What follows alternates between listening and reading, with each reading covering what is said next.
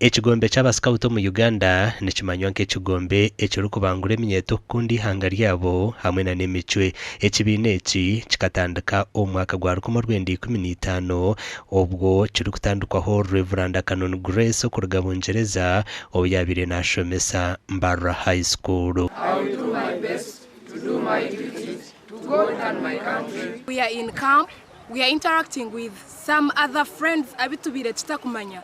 We have been having scouts from Jinja, hati nkanyowe nchinyamba kufuna emikago kuruga Central region. Ninjira ngumutandiko busikawutu. Abana bitu nibabushemerererwamu, nibakora kurungi, binengesho nungi, kandi nibakora ibintu birungi na muno kwebembera abana bataye babo.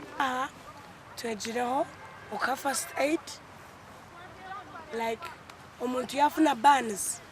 Abejo kurugo mu mashomero agarukurenga 10 nibo beteranira mu kampo y'abasikawutu muri Nyamitanga aba behanangirizibwe okurinda eby'obuhangwa. Tonde bwihangeri bugume bwine ubusinge ninga buri kurebekaje emiti ekure kurungi nangwa nitaka rigume gino bugimu bwayo. Shazeremu kabasikawutu bambarara akuba Mbarara nubwo mutuma gwa scouting.